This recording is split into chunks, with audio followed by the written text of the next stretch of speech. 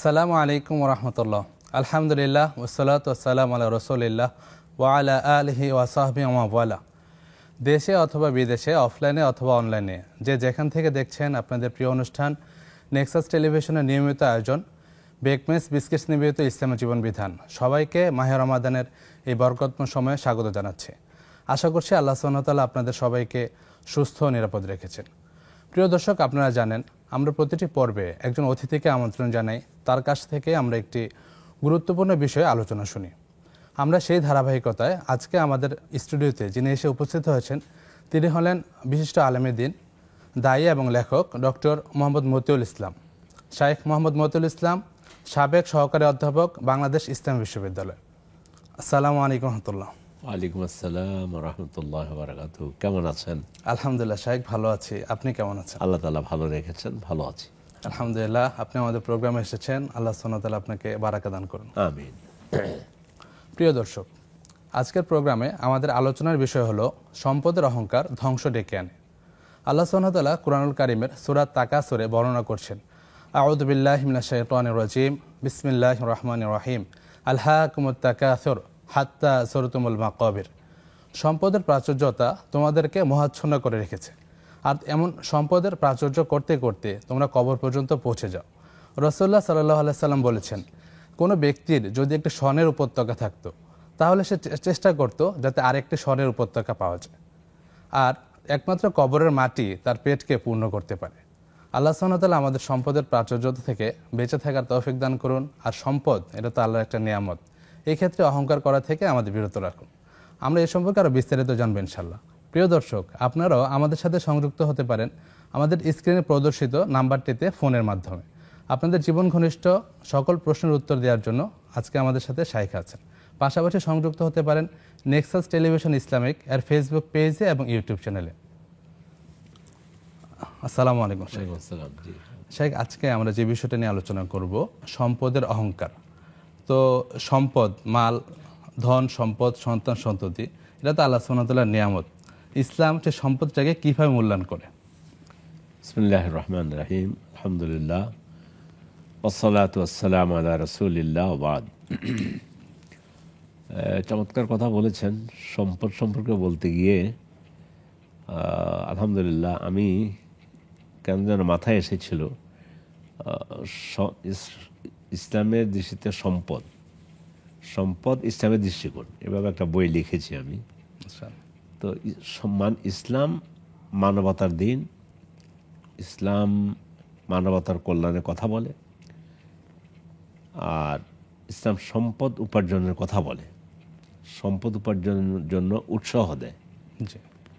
আল্লাহ তাআলা কোরআনে কারিমে তিনি বলেছেন, ফাইজা কুদিয়াতিস সালাহ ফান্তাশিরু ফিল আরদি ওয়াবতাগু মিন ফাদলিল্লাহ। সালাত শেষ হয়ে গেছে, মসজিদে বসে থেকো না, জমিনে ঝাঁপিয়ে পড়ো এবং আল্লাহর রিজিক অনুসন্ধান করো। অনুগ্রহ বলতে এখানে রিজিককে বোঝানো হয়েছে। তো সম্পদ উপার্জনের জন্য ইসলাম চরমভাবে বিশেষভাবে উৎসাহ প্রদান করে, কিন্তু সাথে যেটা যোগ করেছেন অহংকার, এটা শেষ করেছে, এটা মানুষকে শেষ করে দেয়, এটা কারুনকে শেষ করে দিয়েছে। পৃথিবীর সবচেয়ে সম্পদশালী ব্যক্তি ছিল কারুন। তার সম্পদের চাবিগুলোর কথা বলতে গিয়েও কোরআনে কারিমে বলা হয়েছে যে তার সম্পদের যতগুলো সম্পদ রক্ষিত সিন্ধুকের চাবিগুলো বহন করতেও একদল শক্তিশালী যুবকের প্রয়োজন ছিল, চাবি শুধু। কিন্তু সে সম্পদ আল্লাহ ধূলিসাৎ করে দিয়েছেন অহংকারের কারণে। সম্পদ সর্বপ্রথম হলো ইসলামের দৃষ্টিকোণ হচ্ছে হালাল উপায়ে মানুষ সম্পদ অর্জন করবে, করতে চেষ্টা করবে, যাকে আল্লাহ যতটুকু দেন ততটুকুর উপরে সন্তুষ্ট থাকবে। কিন্তু হালাল উপায়ে সম্পদ যা উপার্জন যতটুকু সম্ভব উপার্জন করতে পারবে, হালাল শব্দ সাথে রাখতে হবে। ইসলামকে দিন ও ওয়াসাত বলা হয়, মধ্যমপন্থী দিন। ইসলাম এটাও বলে না তুমি আল্লাহকে পাওয়ার জন্য জঙ্গলে চলে যাও, আবার এটাও বলে নাই যে তুমি সম্পদের মোহে পড়ে তোমার হাজার হাজার কোটি টাকা দরকার, এবার তুমি 18 কোটি মানুষের পেটে লাথি মেরে তোমার সম্পদের দরকার, ব্যাংক সব সাবার করে দাও। নো, দুটার মাঝখানে বলেছে হালাল উপায়ে সম্পদ উপার্জন করার জন্য। তাহলে ইসলামের দৃষ্টিকোণ 1 নম্বর হলো আমার সম্পদ উপার্জন হবে, আমি সম্পদ উপার্জনের জন্য ব্যস্ত হয়ে যাব, সম্পদ উপার্জনের জন্য চেষ্টা করব। জি, সেটা আল্লাহ এবং তার রাসূল যে পথ দেখাই দিয়েছেন।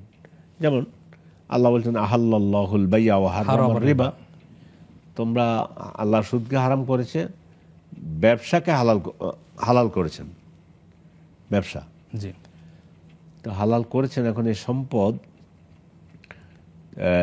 আল্লাহ তাআলা কারুন সম্পর্ক বলেছেন যে তোমাকে যে সম্পদ দেওয়া হয়েছে সে সম্পদ তুমি এটা নিজে খাও, কিন্তু আবার অন্যটাও ভুলে যেও না, জি, মানুষের উপকার করতেও ভুলে যেও না। জি, বিশেষ করে সূরা কাহাফে সম্পদ নিয়ে অহংকারকারী একজন ব্যক্তি সম্পর্কে আল্লাহ তাআলা কোরআনে কারিমে সূরা কাহাফের 35 থেকে 38 নম্বর আয়াত পর্যন্ত চমৎকার একটা বর্ণনা দিয়েছেন। জি, তার মধ্যে একটা কথা, অকানা লাহু সামারুন ফাকালা লিসাহিবিহি, তার ফলের বাগান ছিল, অনেক কিছু ছিল। আনা আকসারু মিনকা মালাও ওয়া ওয়ালাদা ওয়া আযযু নাফারা, আনা আকসারু মিনকা মালাও ওয়া ওয়ালাদা, আমি তো আমার কাছে সম্পদ আর সন্তান এটা তোমার চেয়ে অনেক বেশি তুচ্ছ। ওই মোমেন ব্যক্তিকে কাফের দুইজনের মধ্যে একজন ছিল কাফের আল্লাহর নাফরমান, আর একজন ছিল আল্লাহ ওয়ালা মোমেন। তো মোমেনকে বলতেছে তোমার কি আছে? আনা আকসারু মিনকা মালাও ওয়া ওয়ালাদা, আমি তোমার চেয়ে সম্পদের দিক থেকে বেশি, সন্তানের দিক থেকে বেশি। অহংকার করলো। অহুয়া যালিমুন লিনাফসিহি, সে এটা বলে তার উপর জুলুম করেছে। ক্বালা মা আযুন্নু আন তাবিদা হাযিহি আবাদা, এবং যা দেখতেছি এই যে আমার বাগান বাড়ি, আমার এত কিছু, কোনোদিন এগুলো লয় হবে না, ক্ষয় হবে না, শেষ হবে না। আমরা বহু মানুষকে দেখেছি, আমাদের দেশেও আমরা দেখেছি, ইদানিংকালে হোক, আগে হোক, পরে হোক, অর্থ নিয়ে, সম্পদ নিয়ে, মানুষের অর্থ সম্পদ লুটে পুটে খাওয়া। তো সে সমস্ত বন্ধুরা যদি, আমি বন্ধুই বললাম, অথবা ভাইয়েরা, অথবা ওই সমস্ত লোকেরা যদি কোরআনের আয়াতগুলো তাদের নজরে আসতো এবং কোরআনের উপরে ঈমান থাকতো, তাইলে অন্যের সম্পদ কুক্ষিগত করে আবার সেটা নিয়ে গর্ব অহংকার, এগুলো কিছুই করতো না। শেষ পর্যন্ত এদের শেষ পরিণতি ধ্বংস। কাল আকাভার্তা বিল্লাজি খালাকাকা মিন তুরাব, কুফরি করলে তুমি যিনি তোমাকে সৃষ্টি করেছেন মাটি থেকে, কি বলো তুমি? তোমার এই সম্পদের কারণে, বাগান বাড়ির কারণে আল্লাহকেই ভুলে গেলে। নাউযুবিল্লাহ। এই মানুষ সম্পদের মোহে পড়ে অহংকার অহমিকা করে, তখন আল্লাহকে ভুলে যায়। জাযাকাল্লাহ শেখ। জি, তো এই জন্য সম্পদের ব্যাপারে অহংকার করা যাবে না। সম্পদ উপার্জন করতে চেষ্টা করবে, কিন্তু উপার্জনটা হতে হবে হালাল ওয়েতে। এটা যদি সমন্বয় সাধন করে, আমার পকেটে হারাম 1 পয়সাও আসবে না, হালালভাবে উপার্জন করার জন্য আমি প্রাণান্তকর চেষ্টা করব। জাযাকাল্লাহ শেখ, আমরা শুনবো, আমরা দর্শকদের কানেক্টেড করছি। আসসালামু আলাইকুম প্রিয় দর্শক, আপনার নাম বলে প্রশ্ন করুন।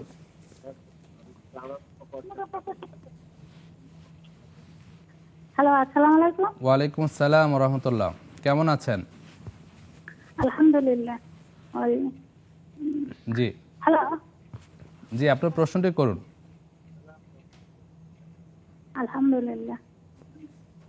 আমি একটা প্রশ্ন করতে চাই, বুঝছেন? জি, জি, বলুন। হ্যাঁ, আমার 3টে ছেলে মেয়ে, বুঝছেন? জি, আমার ওই স্বামী মারা গেছে 3 বছর হয়েছে। আচ্ছা, আর ওই জমিদারের আর বাবার যে জমি ছিল ছেলে আছে, বুঝছেন? জি, বাগের বাদ। আর আমার স্বামী একটা জমি দিয়ে গেছে, আর কিছু জমি দিয়ে গেছে। আমি সেইটা ধরেন আমার ওই ছোট ছেলে মেয়ে নিয়ে থাকি, সেই জায়গা খাই, সেই জায়গা। এখন ধরেন আমি ওই আমার বড় মেয়ে আমার সাথে যোগাযোগ করে না, আমার এই জমিটা যদি আমি বিক্রি করি জি বা ওই ছেলে মেয়ের দিই, ছোট এগুলো দিয়ে এগুলো খাই, জি তাহলে কি আমাকে পাপ হবে? আচ্ছা, বিষয়টা জানবো আমরা ইনশাল্লাহ। ধন্যবাদ আপনাকে। না তারে দিতে হবে বাকি সে যে আমার সাথে যোগাযোগ করে না এই বিষয়ে আমরা বিস্তারিত জানবো ইনশাল্লাহ। আপনাকে অসংখ্য ধন্যবাদ। প্রিয় দর্শক, আপনারা দেখছেন বেকমেস বিস্কিট নিবেদিত ইসলামী জীবন বিধান। নিচ্ছি ছোট্ট একটি বিরতি, ফিরছি কিছুক্ষণ পর, আমাদের সাথেই থাকুন।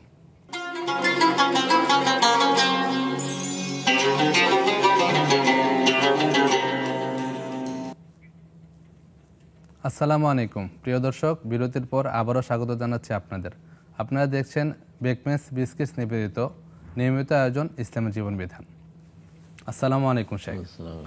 বিরতির পর আবারও স্বাগত জানাচ্ছি। ধন্যবাদ। শেখ, আমাদের একটি প্রশ্ন করেছিলেন এক বোন যে ওনার 3 ছেলে মেয়ে, স্বামী মারা গিয়েছেন 3 বছর আগে। তো ওনার বড় মেয়ে ওনার দেখভাল করেন না বা খোঁজখবর নেন না, উনি ছোট ছেলের সাথে থাকেন। তো উনি যে জমি জমা পেয়েছেন, ওই জমি জমাতে যদি তার যে মেয়ে তার দেখভাল করেন না, তাকে যদি বঞ্চিত করেন বা তাকে না দিয়ে অন্য সন্তানদের দেয়া যাবে কিনা? এখানে দুটো পার্ট এই প্রশ্নের। জি প্রথম পার্ট হচ্ছে ওনার বড় মেয়ে ওনার দেখাশোনা করে না, এটা মেয়ে জঘন্য অপরাধ করতেছে। জি মায়ের সাথে কথা বলবে, ভাব বিনিময় করবে, সর্বোচ্চ চেষ্টা মায়ের সেবা করার চেষ্টা করবে, এই করে না, এটা জঘন্য অপরাধ এবং কবিরা গুনাহ। আরও আপন মায়ের সাথে এই সম্পর্ক ছিন্ন করে ফেলছে। আত্মীয়তার সম্পর্ক ছিন্ন করা, তো আত্মীয়র মধ্যে তো মা তো হলো একবার পৃথিবীর সবচেয়ে আরও কাছে, প্রথম কলিজার টুকরা। এই মায়ের সেবা করা এই মেয়ের পক্ষে যতটুকু সম্ভব, সে মায়ের সেবা করবে, কথা বলবে, আসবে, দেখবে, মাথায় চুমু খাবে, বুকের সাথে জড়াই ধরবে। এটা ছিল যদি ইসলামী সমাজ থাকতো, আমরা ইসলাম বুঝাতে পারতাম আমাদের ছেলে মেয়েদেরকে, তাহলে এই মেয়ে এটাই করতো। কেন সে মাকে দেখতে পারবে না? এ মা তাকে গর্ভধারণ করেছে না, জি যে মেয়ে তাকে দেখতে পারে না, তার ছেলে মেয়ে আছে না, তার ছেলে মেয়ের সাথে তার যে সম্পর্ক, তার মাও তো তাকে এভাবে লালন পালন করেছে। এটা হলো মেয়ের জন্য কথা। এখন আমাদের যে বোন প্রশ্ন করেছেন, আপনার মনে দুঃখ আছে, এই দুঃখটা আপনার থাকা স্বাভাবিক। এত কষ্ট করে আপনি গর্ভে ধারণ করেছেন যে মেয়েকে, সে মেয়ে আপনার খবর নেয় না।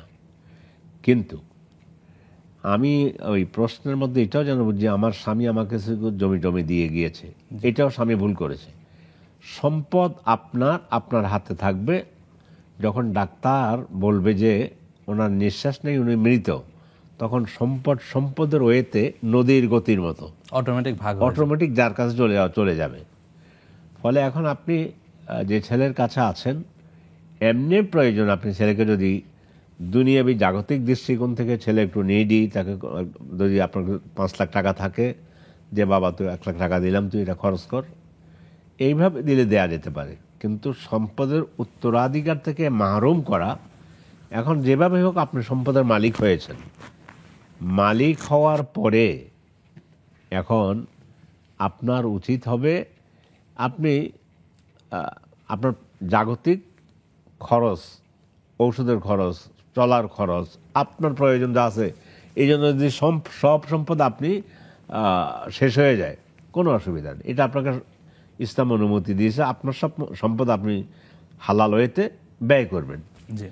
কিন্তু আমি এখন মৃত্যুর আগে সম্পদ আমার এটা আছে, আমার 10 কাঠা জমি আছে, মেয়ে যখন আমার খবর নিচ্ছে না, আমি মেয়েকে কিচ্ছু দেবো না, আমার ছেলেকে দেবো না, এটা করতে পারবেন না।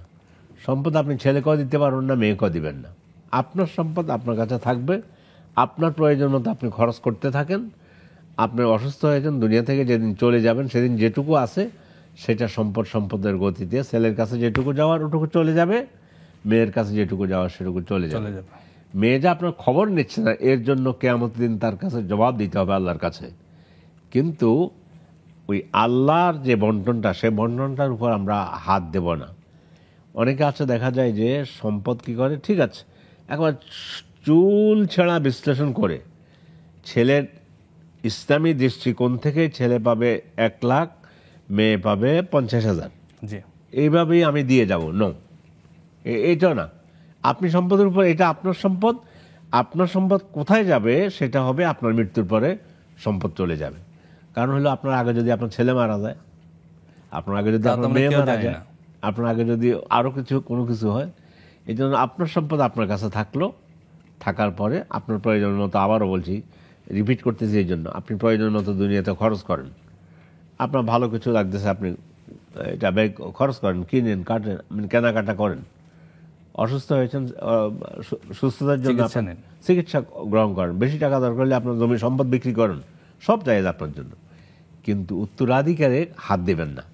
মানে মেয়ে যখন আমার সাথে বেয়াদবি করেছে, আমি তাকে সম্পদ দেবো না, আমার ছেলেকে দিয়ে যাব, এটা করলে ওই আল্লাহর বন্টনের উপরে হাত দেওয়া হবে। তো এটার জন্য আপনার আখিরাত নষ্ট হয়ে যাবে। তো আমরা এটা বলি, অন্যের দুনিয়ার জন্য নিজের আখিরাতকে কখনো আমরা বরবাদ করব না। এই বিষয়টি আমাদের মনে রাখা দরকার। আশা করি আমাদের বোন বিষয়টা ভালো করে বুঝতে পেরেছেন ইনশাআল্লাহ। জাযাকাল্লাহ শেখ, অনেক সুন্দর করে বললেন। আশা করি বোন বিষয়টাতে সতর্ক হবে, যে উত্তরাধিকার সূত্রে যারা যতটুকু পান তাদেরকে ওটা দিবেন। আমাদের অনলাইন থেকে একটা প্রশ্ন এসেছিল শেখ, যে ফারহান সাদিক ভাইয়ের প্রশ্ন ছিল, উনি সূরা ইয়াসিন মুখস্থ করেছেন, কিন্তু এখন ওনার 3 আলিফ 4 আলিফ টানার ক্ষেত্রে কিছু ক্ষেত্রে ভুল বিচ্যুতি হয়ে যায়। এই ক্ষেত্রে ওনার গুনাহ হবে কিনা? গুনাহ হবে না, গুনাহ হবে না।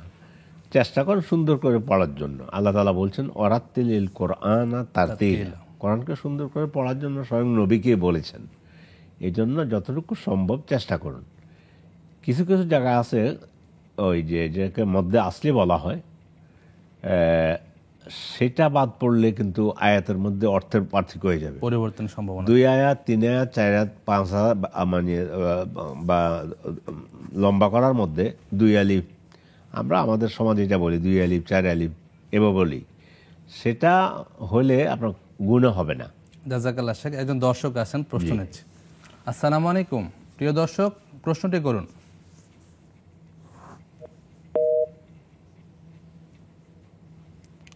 দুঃখিত, ফোন কলটি বিচ্ছিন্ন হয়েছে। প্রিয় দর্শক, আপনারা দেখছেন বেকমেন্স বিস্কিটস নিবেদিত ইসলামী জীবন বিধান। নিচ্ছি আরেকটি ছোট্ট বিরতি, আমাদের সাথেই থাকুন।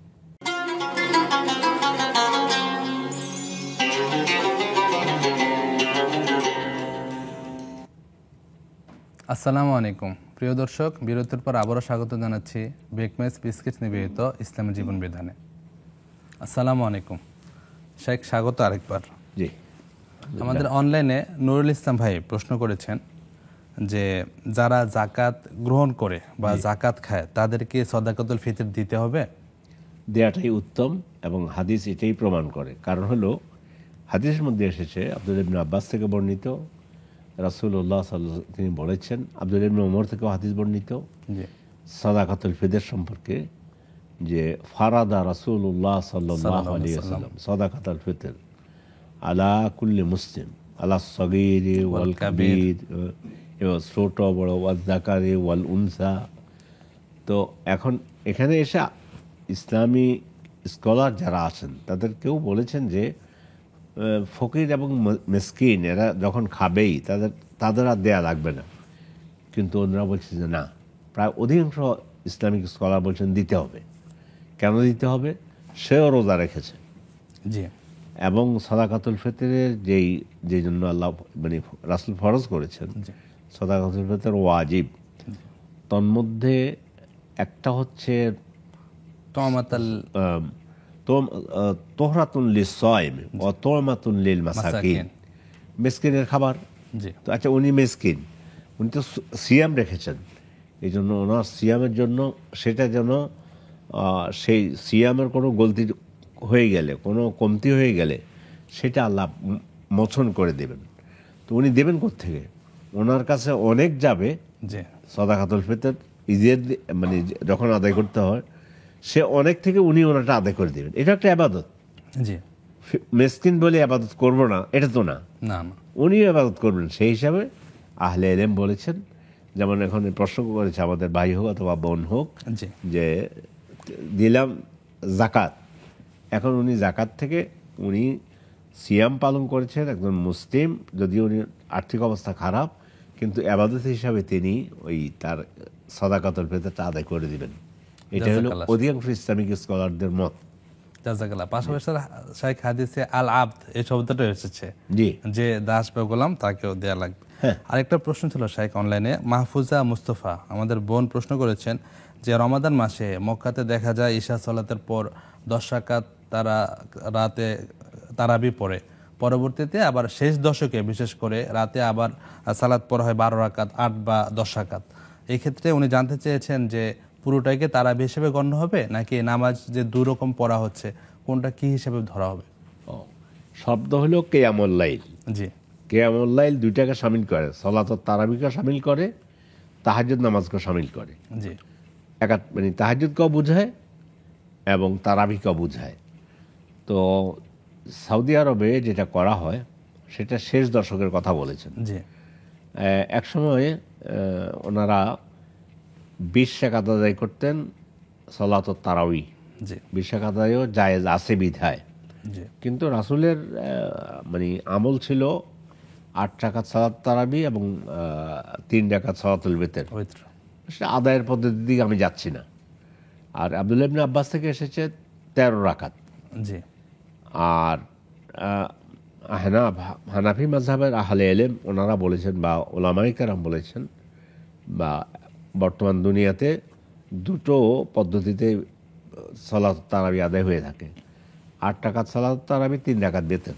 জি, তো ওনারা যেহেতু মক্কা এবং মদিনায় দুইটা মসজিদ গোটা বিশ্বের সাথে, গোটা বিশ্বের সমস্ত মুসলিমদের সাথে জড়িত, আর 20 রাকাত পড়ার সুযোগও আছে জি, বিধায় একসময় এভাবে পড়তেন। করোনার আগ পর্যন্ত ওনারা প্রথম 20 দিন সালাতুত তারাবি 20 রাকাত আদায় করতেন। জি, পরে সেটা দেখেছি ওর শেষ 10 দিনে 10 রাকাত আদায় করে, তখন আর বেতর পড়তেন না, জি, 10 রাকাত আদায় করে পরবর্তীতে রাতের 1টা থেকে আবার 3টা পর্যন্ত জি, কন্টিনিউ 3 পারা করে পড়তো।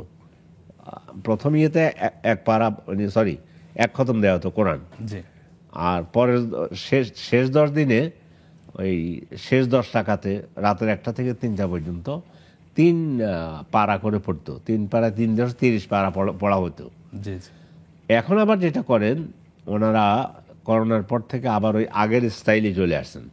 একবার রাসূল থেকে সহিহ হাদিস যেটা আম্মা জান আয়েশা বলেছেন রাসূল সাল্লাল্লাহু আলাইহি রাতের নামাজ কেমন ছিল, জি, তো বলছেন যে উনি রমাদানের বাইরে মানে 8 সব মিলে 11 রাকাতের বেশি পড়তেন না। জি, তারপরে উনি এটা বলছেন ওনার সে 11 রাকাতে যে সময় যেত আমাদের 20 রাকাতে এর চেয়ে 4/1 সময় আমরা নেই না, এর চেয়ে কম যায় আমাদের। জি, জি, আসলে বিষয়টা ছিল তিনি সলাতের মধ্যে থাকতেন কিন্তু আদায় করেছেন 8 রাকাত।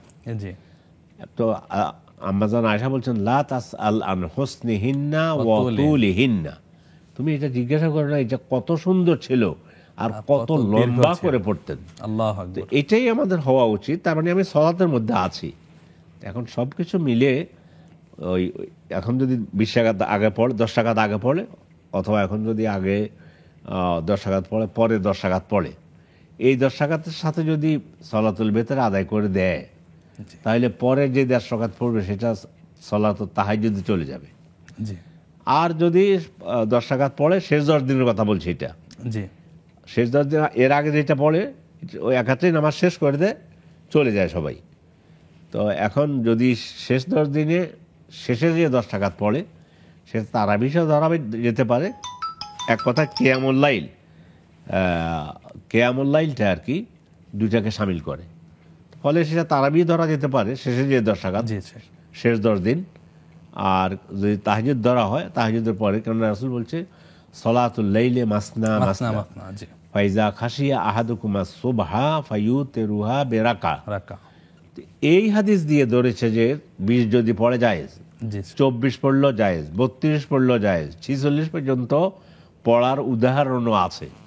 সব কিছু মিলে কিয়ামুল লাইল প্রথম দিকে যেটা পড়া হয় তারাবি, শেষে যদি তাহাজ্জুদ ধরা হয় তো ধরা যেতে পারে। জাযাকাল্লাহ খান সাহেব, খুব সুন্দর করে উত্তরটি দিলেন। আফিয়াদের সিদ্দিকা আরেকজন বোন আমাদের অনলাইন থেকে প্রশ্ন করেছেন, একটা হৃদয় বিদারক প্রশ্ন। ওনার বড় ভাই তার মায়ের দেখাশোনা করে না, কিন্তু সে কিছু সামাজিক কাজকর্মের সাথে জড়িত। তো বড় ভাই তার বোনকে এভাবে বলে যে আমি যদি আমার মাকে দেখাশোনা না করি আমার কোনো অসুবিধা নেই, মানুষের উপকার করি, আমি মানুষের সর্বোচ্চ সেবা দেওয়ার চেষ্টা করি, আর আমার কবরও ফিক্সড করা আছে, তোমাদেরকে প্রয়োজন হবে না আমি যদি মারাও যাই।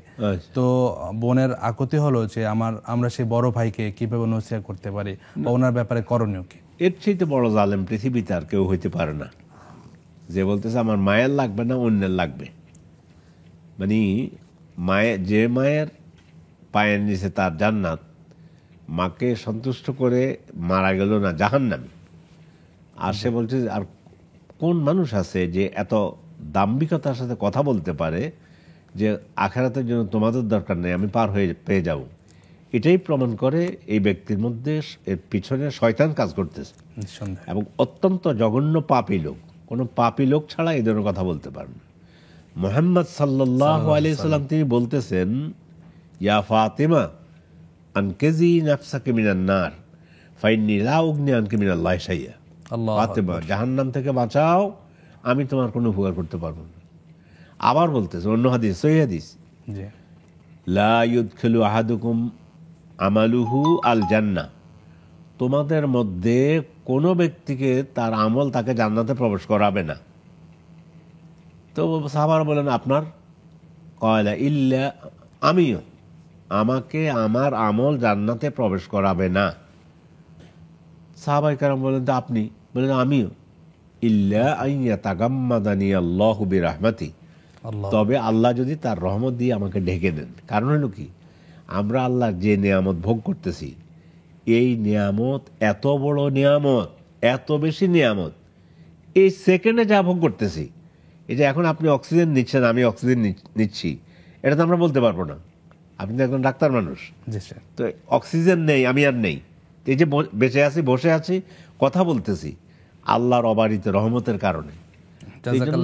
আরো শুনবো, দর্শক আছেন আমাদের সাথে। জি, আসসালামু আলাইকুম। প্রিয় দর্শক, নাম বলে প্রশ্নটি করুন।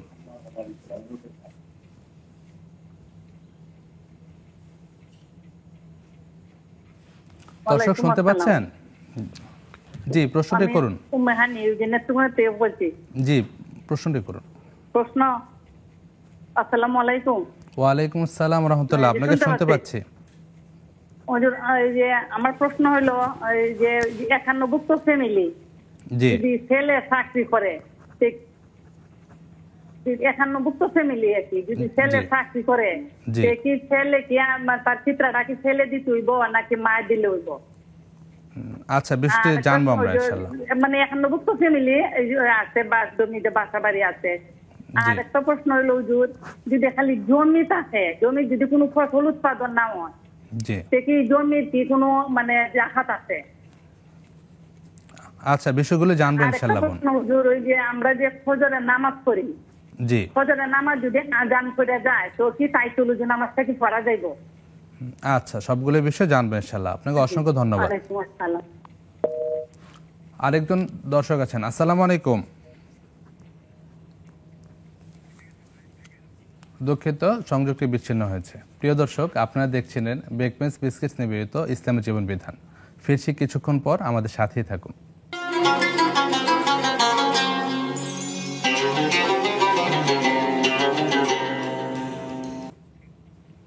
আসসালামু আলাইকুম প্রিয় দর্শক, বিরতির পর আবারও স্বাগত জানাচ্ছি আপনাদের প্রিয় অনুষ্ঠান ইসলামী জীবন বিধানে, প্রেজেন্টস বাই বেকমেন্স বিস্কিটস। আসসালামু আলাইকুম শেখ, আবারও স্বাগতম। জি শেখ, আমাদের প্রশ্ন করেছিলেন বিরতির আগে উম্মে হানি নেত্রকোনা থেকে, 51বর্তী ফ্যামিলিতে একজন যদি কর্মক্ষম ব্যক্তি হয়, ওই ক্ষেত্রে ফিতরাটা কি ওই ব্যক্তি দিবেন না সবার পক্ষ থেকে নিজ নিজ দায়িত্বে দেওয়া হবে?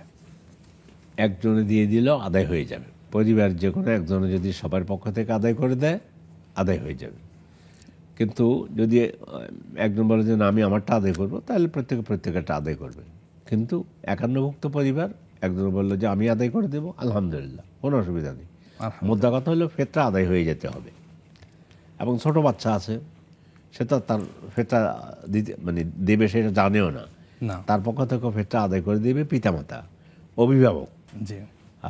এমনকি গর্ভের সন্তান এসেছে, ওমর রাদিয়াল্লাহু তাআলা কিন্তু গর্ভের সন্তানের যাকাতও সদাকাতুল ফিতর আদায় করে দেওয়ার জন্য উৎসাহ দিয়েছেন। তো এই দৃষ্টিকোণ থেকে প্রত্যেক ফ্যামিলির যে কোনো একজন আদায় করে দিলে আদায় হয়ে যাবে। জাযাকাল্লাহ। আরেকটা প্রশ্ন ছিল যে ওনার জমি আছে কিন্তু ওইখানে ফসল উৎপাদিত হয় না, ওই ক্ষেত্রে কোনো জাকাত দিতে হবে ওনার? জমি রিলেটেড ফসলের সাথে ফসল উৎপাদন হয়েছে, সে ফসল আবার কীভাবে হয়েছে সেটা দুই ভাগে বিভক্ত। একটা হলো নিজে সেচ পানি এগুলো দিয়েছে, সেটা ফসলের উপরে জাকাত আসবে। কিন্তু এমনি যে একটা জমি আছে বড় 5 বিঘা জমি আছে এক জায়গায়, ফসল টসল নেই, এটার উপর কোনো জাকাত নেই। জাযাকাল্লাহ খান শেখ। পরের প্রশ্ন ছিল যে ফজরের নামাজের আজান হয়ে গেছে, ওই ক্ষেত্রে কি ওই বোন তাহাজ্জুদ পড়তে পারবেন? না, আজান যখন হয়ে গেছে এখন কিন্তু আমরা ঢুকে গেছি ফজর ওয়াক্তে। জি, ফজর ওয়াক্তে ঢুকে গেলে তখন আর তাহাজ্জুদ নেই। তাহাজ্জুদ হচ্ছে ফজরের ওয়াক্তের আগ পর্যন্ত। এরপরে তিনি সুন্নত পড়তে পারেন, না দখল মসজিদ পড়তে পারেন, তাহিয়াতুল ওযু পড়তে পারেন, কিন্তু তাহাজ্জুদ ওয়াক্ত হলো ফজরের আজান আগ পর্যন্ত।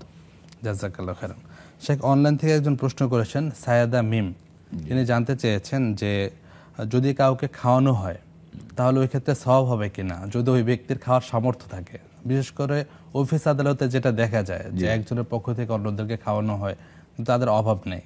অভাব না থাকলে অন্যকে যদি খাওয়ানো হয়, আল্লাহ রাসূল আমবাবু বলেছেন, আফসুস সালাম ওয়াতিমুত তাআম ওয়াসিলুল আরহাম ওয়াসাল্লু বিল লাইলি ওয়ান নাসু নিয়াম তাদখুলুল জান্নাতা বিসালাম। তোমরা বেশি বেশি সালাম দাও, আফসুস সালাম ওয়াতিমুত তাআম, মানুষকে খাবার দাও। তো যদিও এখানে খাবার দিতে বলতে আসলে নিডি যারা তাদেরকে বোঝানো হলেও, হ্যাঁ, যারা নিডি তাদেরকে খাওয়ালে বেশি সওয়াব হবে, এটা স্বাভাবিক ব্যাপার। আর যাদের প্রয়োজন নেই তাদেরকে খাওয়ালেও এই যে একটা ভ্রাতৃত্ব এবং সৌহার্দ্যপূর্ণ ইয়ের জন্য, সেটাও ইনশাআল্লাহ আল্লাহ সওয়াব দিবেন, মাহরুম করবেন না ইনশাআল্লাহ। ইনশাআল্লাহ শেখ, আমরা আলোচনা করছিলাম সম্পদের অহংকার ধ্বংস ডেকে আনে। তো অনেকে যারা সম্পদশালী হয়, মানুষ না চাইলেও অহংকারের বশবর্তী হয়ে যায় শয়তানের প্ররোচনায় পড়ে। তো এইগুলো বিষয় থেকে কিভাবে বাঁচা যেতে পারে? বাঁচার জন্য আল্লাহ রাসূল সাল্লাল্লাহু আলাইহি ওয়াসাল্লাম বলেছেন, একটা কথা সর্বপ্রথম হইল মানে এভাবে সম্পদ অর্জন করা হারাম। এই হারাম সম্পদ নিয়ে সে অহংকার করতেছে, এটার সর্বশেষ পরিণতি হবে জাহান্নাম। কেমন? তারপরে এগুলো যদি চিন্তা করা, তাকে নসিহত করা, অহংকার যেন না করে। আল্লাহ বলছেন মানে হাদিসে কুদসি যে অহংকার আমার চাদর, এটা ধরে তোমার টানাটানি করো না। টানাটানি করবা তো নিচে পড়ে যাবা, এই 1 দিন পরে হোক আর 10 দিন পরে হোক আর 10 বছর পরে হোক, কারণ নিচে পড়ছে না। ফাখাসাবনা বিহি অবেদারিহিল আরদ, একেবারে তাকে আর তার যত সম্পদ গড় বাড়ি সব মাটির নিচে ঢুকাই দিয়েছি। এত সম্পদ করা যায়। এই জন্য আল্লাহ রাসূল উনজুর ইলা মান হুয়া দুনাকা ওয়ালা তানজুর ইলা মান হুয়া ফাওকাক, তুমি তাকাও তোমার নিচে যে আছে। একদম দেখলো যে তার পায়ে জুতা নেই, তার আফসোস হলো, আরে আমার জুতা নেই। পর রাস্তায় বেরিয়ে দেখলো এক লোক পায়ে নেই, আল্লাহু আকবার, মাটির উপরে গড়াচ্ছে। তো বলে যে আল্লাহ তো আমাকে যে পা দিয়েছে আমি তো হাঁটতে পারতেছি। ও তো তখন তার মধ্যে অহংকার না এসে এইভাবে চিন্তাটা এইভাবে করার কারণে সে আল্লাহর শুকরিয়া আদায় করতে পেরেছে। নয়তো কুফরি করলেও করতে পারে যে আমি এভাবে আছি, তারপরে অমুক হারাম ইনকাম করে, আমার পায়ে একটা জুতা পর্যন্ত নেই। এক কথা, মানুষ অহংকার করবে না, অহংকার মানুষের ধ্বংসের মূল। আল্লাহ তাআলা সূরা কাহফের মধ্যে রাসূলকে বলতেছেন, ওয়ালা তাদু আইনাকা আনহুম তুরিদু যিনাতাল হায়াতিদ দুনিয়া, ওয়ালা তাদু আইনাকা আনহুম যিনাতাল হায়াতিদ দুনিয়া, দুনিয়ার সৌন্দর্যে আপনার যেন আপনার দৃষ্টি এদের থেকে, যারা নিঃস্ব তাদের থেকে আপনাকে যেন ওদিকে না ফিরিতে পারে। তো এই জন্য সম্পদ যেন মানুষকে উপার্জন করুক, কিন্তু সম্পদ যেন মানুষকে অহংকারী না করে। আর উপার্জন করবে, আবারও বলছি, হালাল পন্থায়। তাহলে একটা হলো আমাদের 3টা অর্থনীতি আছে, একটা সমাজতান্ত্রিক অর্থনীতি, একটা পুঁজিবাদী অর্থনীতি। সমাজতান্ত্রিক অর্থনীতি হচ্ছে গরু ছাগলের মতো তুমি উপার্জন করবা, কিন্তু সম্পদের মালিক হয়ে যাবে দেশ। এটা এই মতবাদ অবশ্য এখন মানে কাফন ছাড়াই দাফন হয়ে গিয়েছে, কিন্তু 70 বছর এটা মানুষকে এভাবে করেছে। এটা নাই, এটা আরেকটা হলো পুঁজিবাদী, যে তুমি অর্থ উপার্জন করো, কেমনে করবা? চুরি ডাকাতি, পতিতালয় দাও, প্রয়োজনে তুমি দাও, তুমি অর্থ উপার্জন জমাও, যে কোনো ভাবে বলছে নো, হালাল উপায়ে তুমি সম্পদ যতটুকু উপার্জন করো। তাহলে হলো কি, সমাজে সম্পদশালীও থাকবে, ওসমান গনি রাদিয়াল্লাহু তাআলার মতো লোকও থাকবে, আবার আবু হুরায়রাদের মতো সাহাবায়ে কেরাম রাদিয়াল্লাহু তাআলা আনহুম নিশ্চয় ছিলেন, কিন্তু পৃথিবীর শ্রেষ্ঠ আলেম ছিলেন, ওভাবেও ছিল।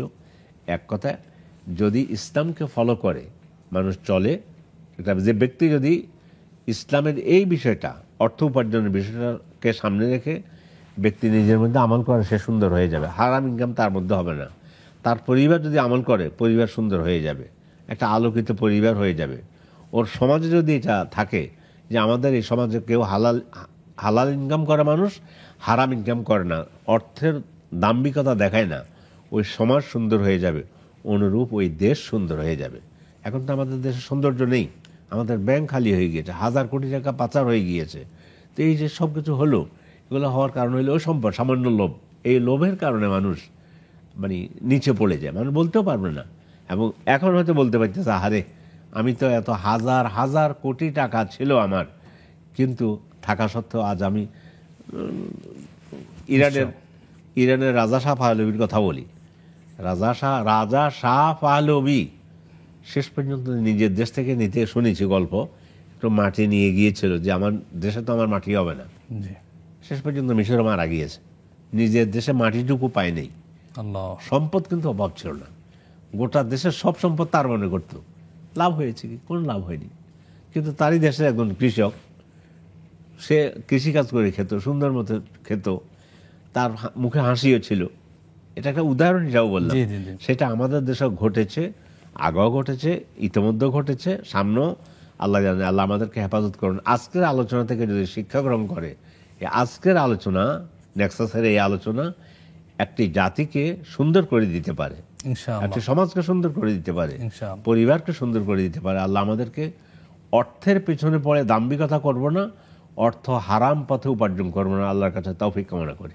জাযাকাল্লাহু খাইরান শাইখ। আমরা আজকে অত্যন্ত গুরুত্বপূর্ণ বিষয় নিয়ে অনেক আলোচনা শুনলাম, অনেকগুলি প্রশ্নের উত্তর জানলাম। আপনি কষ্ট করে আমাদের প্রোগ্রামে এসেছেন। আল্লাহ সুবহানাহু ওয়া তাআলা আপনাকে সুস্থ রাখুন, নিরাপদ রাখুন। আমিন আমিন। আল্লাহ আপনাদের জন্য দোয়া করি, নেক্সাস পরিবারের জন্য দোয়া করি। আল্লাহ আপনাদের সবাইকে ভালো রাখুন, সুস্থ রাখুন। জাযাকাল্লাহু খাইরান। প্রিয় দর্শক, আপনারা দেখছিলেন নেক্সাস টেলিভিশনের নিয়মিত আয়োজন বেকমেস বিস্কিটস নিবেদিত ইসলামী জীবন বিধান। অত্যন্ত গুরুত্বপূর্ণ একটি বিষয় নিয়ে আমরা আজকে আলোচনা করলাম। সম্পদ আল্লাহ সুবহানাহু ওয়া তাআলার পক্ষ থেকে একটা নিয়ামত, পাশাপাশি একটা পরীক্ষা। আমাদের পরীক্ষায় পাশ করতে হলে ইসলামী জীবন বিধান অনুযায়ী সম্পদের সর্বোচ্চ সদ্ব্যবহার করতে হবে। আমরা সম্পদটা যেভাবে পেয়েছি, যাতে সঠিক জায়গায় আমরা বিতরণ করতে পারি, ব্যয় করতে পারি, তাহলেই আমরা আমাদের জীবনে সাফল্য অর্জন করব। পাশাপাশি আমাদের সামাজিক ভ্রাতৃত্ববোধ বন্ধন আরও দৃঢ় হবে। আল্লাহ সুবহানাহু ওয়া তাআলা আমাদের সবাইকে সেই তৌফিক দান করুন। আর আমরা সর্বদা ছোট্ট একটু দোয়া করতে পারি সবসময়। রাসূলুল্লাহ সাল্লাল্লাহু আলাইহি ওয়াসাল্লাম নিয়মিত এই দোয়াটি পড়তেন, আল্লাহুম্মা ইন্নী আসআলুকা ইলমান নাফিয়া ওয়া রিজকান তাইয়্যিবা ওয়া আমালান মুতাকাব্বালা। এই দোয়াটাতে আল্লাহ সুবহানাহু ওয়া তাআলার নিকট 3টে জিনিস রাসূলুল্লাহ সাল্লাল্লাহু আলাইহি ওয়াসাল্লাম প্রার্থনা করেছিলেন। আল্লাহুম্মা, হে আল্লাহ, আমি আপনার নিকট চাই উপকারী জ্ঞান, হালাল রিজিক এবং এমন আমল যেটা আল্লাহ সুবহানাহু ওয়া তাআলা কবুল করেন। আল্লাহ সুবহানাহু ওয়া তাআলা আমাদের সবাইকে সেই তৌফিক দান করুন। রহমত, বরকত, মাগফিরাত এবং নাজাতের এই গুরুত্বপূর্ণ সময়টাকে আমরা যাতে সর্বোচ্চ কাজে লাগাতে পারি, আল্লাহ সুবহানাহু ওয়া তাআলা এই তৌফিক দান করুন। সবাইকে সুস্থ নিরাপদ রাখুন, এই প্রত্যাশায় আজকের মতো প্রোগ্রাম এখানে শেষ করলাম। সুবহানাকা আল্লাহুম্মা ওয়া বিহামদিক, আশহাদু আল্লা ইলাহা ইল্লা আনতা, আস্তাগফিরুকা ওয়া আতুবু ইলাইক। আসসালামু আলাইকুম ওয়া রাহমাতুল্লাহ।